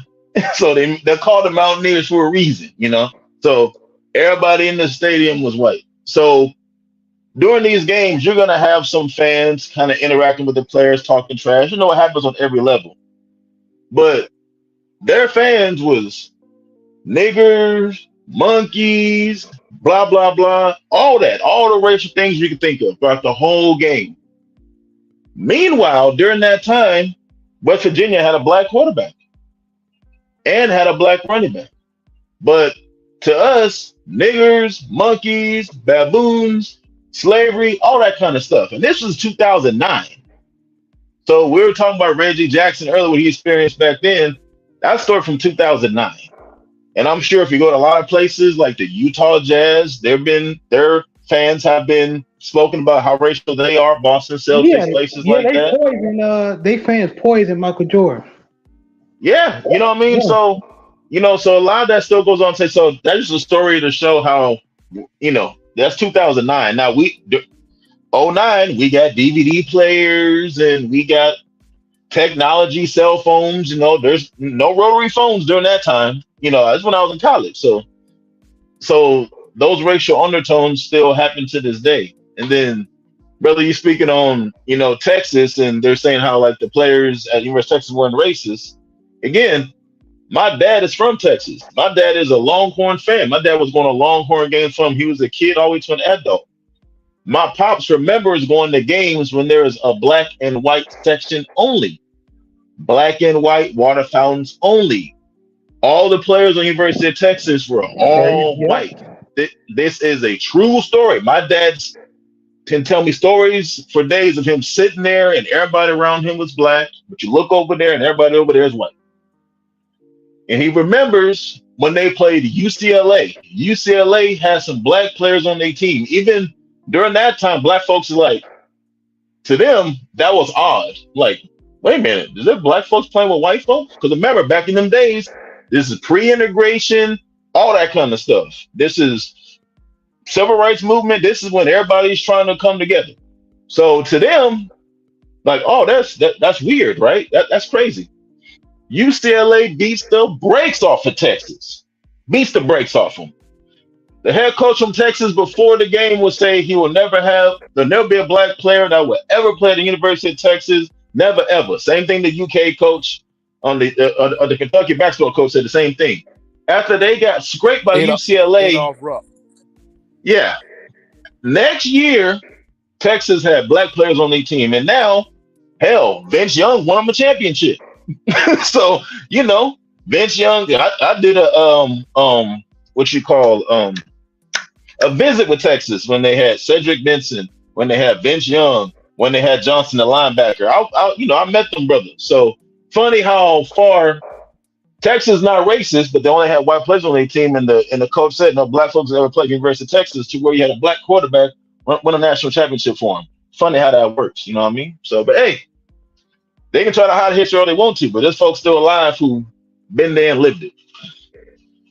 And that was actually in the movie Jared was referring to on the Express, where there was a black section when I think Syracuse went to play Texas, I believe, and there was a black section, and like little black people in the corner, and then a white section. So you are correct, sir. Yeah, And not only that, a black section, a black water fountain, a black bathroom, everything.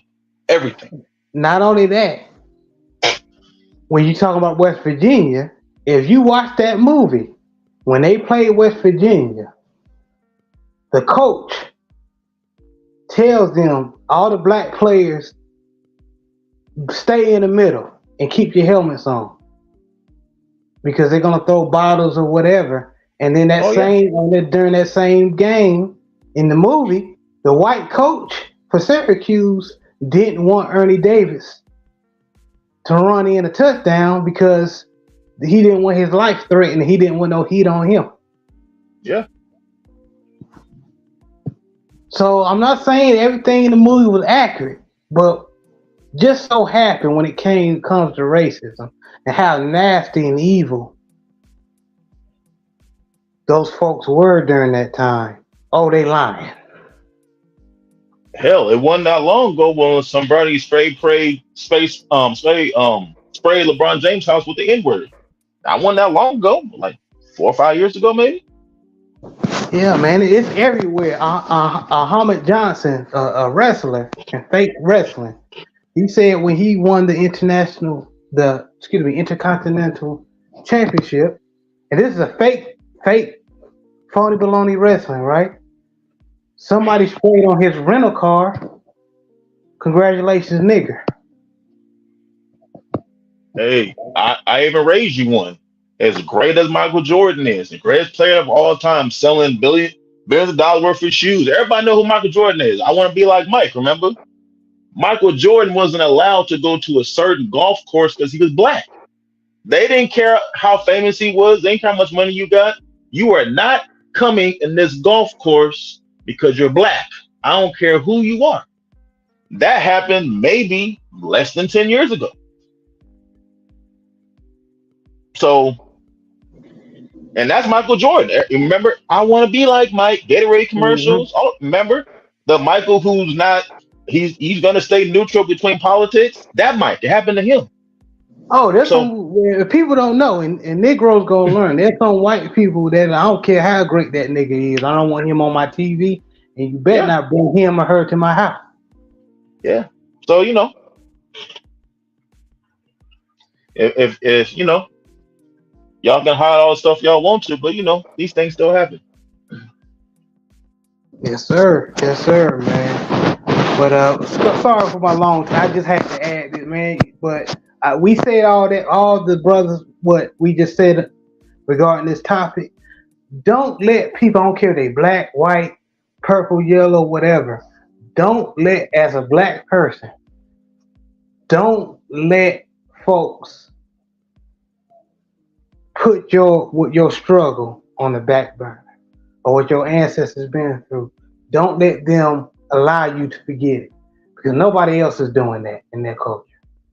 People celebrate Cinco de Mayo, ain't no complaints. We celebrate July 4th. St. Patrick's Day, hell. But when it comes, I had a white coworker tell me, "Oh, Black History Month, that's racist." I was like, "Really?" First of all, how is a national recognized month racist? You idiot!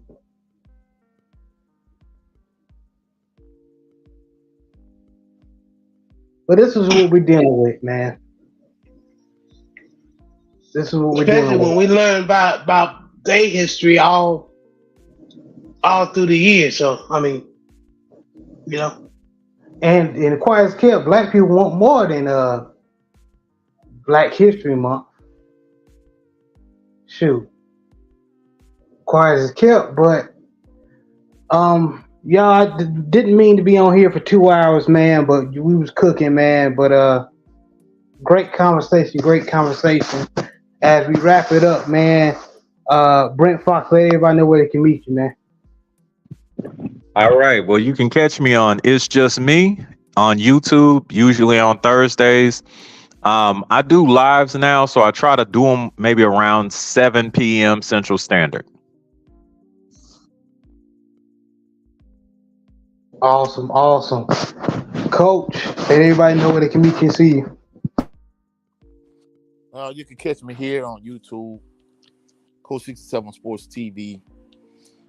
Yesterday I dropped my top 10 Southern University wide receivers, P. Richardson, Errol, and now. I had a lot of good positive feedback on both the live stream and the video I did concerning that topic. So you can catch me here on YouTube. Hope y'all enjoyed today's edition of Southern Baller Show. Y'all come check me out on my channel. Y'all have a blessed and phenomenal evening. Peace and blessings to everybody. Appreciate everybody who's been stopping through and showing love. Yes, sir. Yes, sir. Appreciate all y'all. Shout out to the mighty LDBC. Big Joe, let everybody know where they can meet you and see you, man. Oh man, you can catch me on all LDBC platforms showing the brothers and sisters love. Salute to the mighty LDBC. Y'all stay safe. Y'all have a blessed week. And hey, if Canelo can fight on Cinco de Mayo and Independence Day, y'all shouldn't be afraid to celebrate y'all history. If they got a Puerto Rican Day parade in New York, don't be afraid to love and support and share your history. And I want to add this. We just those who want those black folk that cherish their Indian roots better than their black roots. They don't let you know, break it to you. Indians owned slaves too. Certain Indian tribes own, not all, but certain Indian tribes own slaves. Sorry to break it to you. Little history lesson for your ass. But JB, thank you for supporting me behind closed doors, man. I appreciate you, man. no problem, man. Excuse me. No problem, man. Be blessed. Yes, y'all. But thank you for rocking with us for another installment of Southern Ballers Show. Again, y'all hit the like button, share, man, and y'all be blessed, man.